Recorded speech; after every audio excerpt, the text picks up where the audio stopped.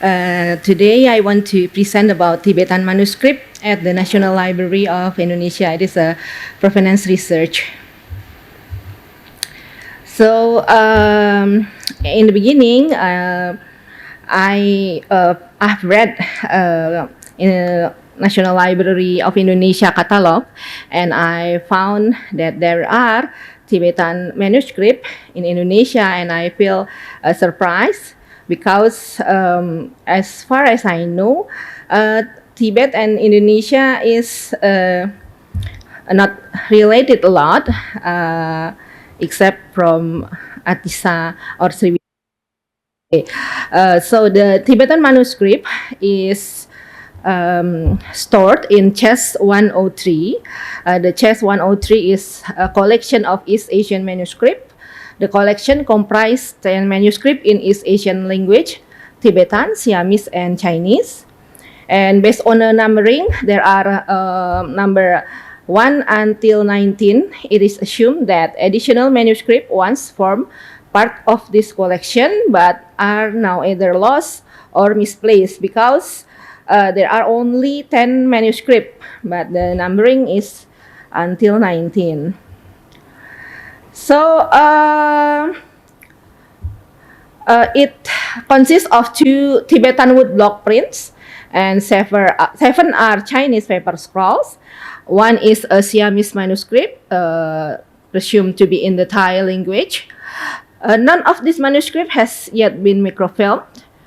Only the 2 Tibetan manuscripts have been properly catalogued with the assistance of Mr. Gene Smith, Tibetan scholar literature,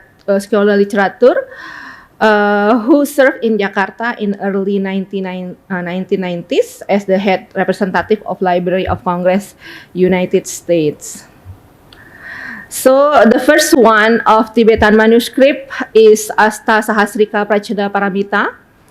It is the number, the inventory number is 103, chest 103, number 1.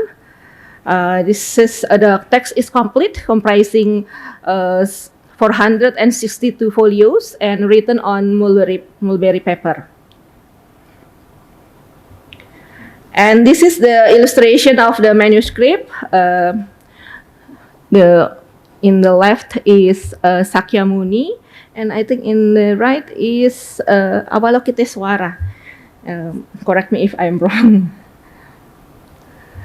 And Asta Sahasrika Prachana Paramita manuscript, it is a wood block print from Snartang blocks, printed on both sides of the paper, with 1 line of text per side. The Snartan blocks contain the entire Kanjur, or the words of Buddha, in 103 volumes.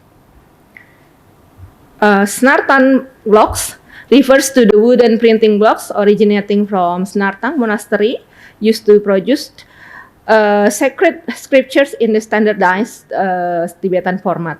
Since the Kanjur is vast, sometimes exceeding 100 volumes, any printed version utilizing the Snartan blocks indicates that the text is part of the official Nartang edition of the Kanjur and printed between 17th century to the early 20th century.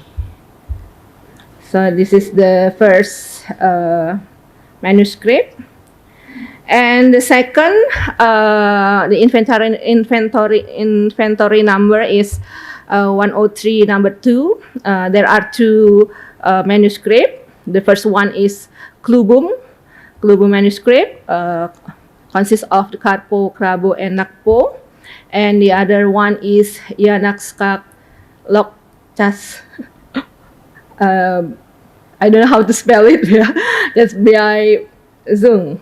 Okay, the Klubum is consisting of 114.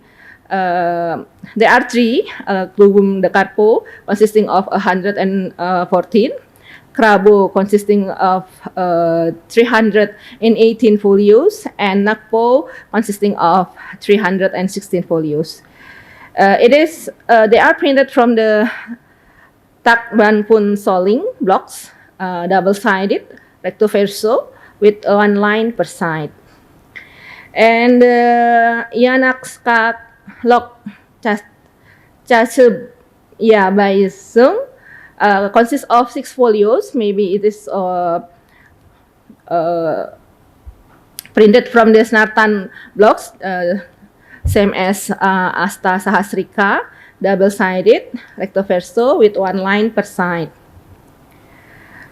The Klubum is a Naga ritual. Klubum means 100,000 nagas. Is a principal ritual text in Bon tradition. It contains a teaching related to the Klu or nagas or water deities in Tibetan mythology, functioning within rituals of healing, protection, and weather control. The text also serves as a ritual manual comprising prayers, mantras, and instruction for offering the nagas. Meanwhile, Takten Punsoling, where the Klubum is printed, is monastery located in Lhasa region of central Tibet.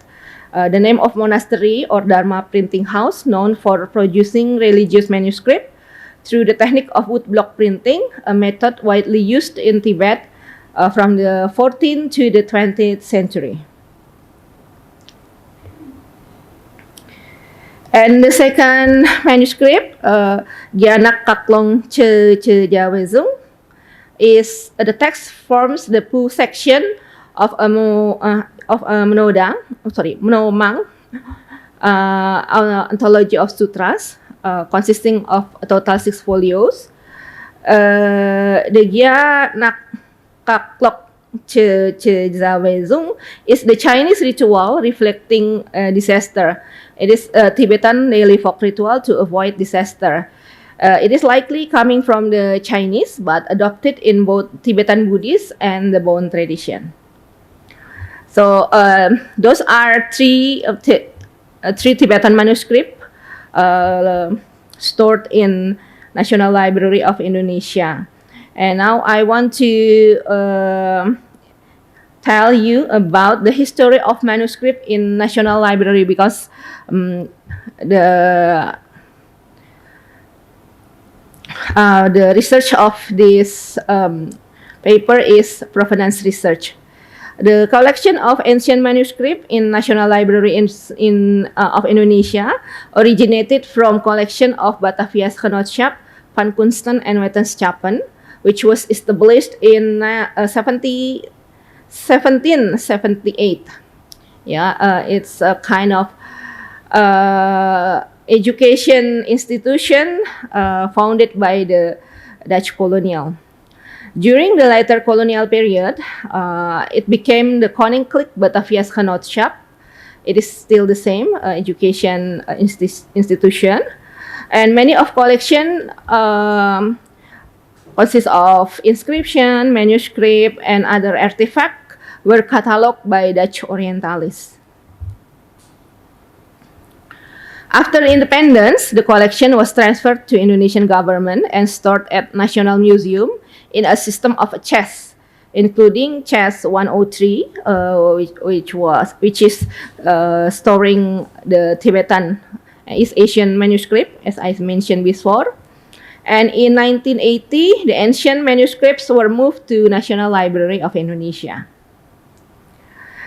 So I tried to tracing the history of chest 103 to the librarian, and I'm trying to also tracing through the Notulen of Batavia's Genootschap, but I got no information about the history of chest 103, either in National Library of Indonesia or from the librarian who works in there.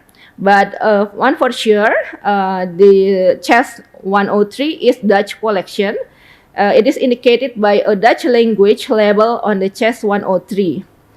It is written Peti 103, Peti mean chest, Tibetan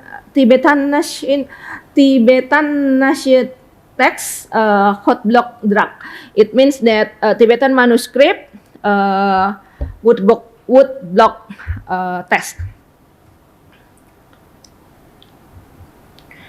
So, from the catalog information and provenance research, it is most likely that the manuscript date from 17th century to the 19th century. As I said before, it is from the wooden block. We can assume that because the monastery usually produce the manuscript from the 17th century to the 19th century.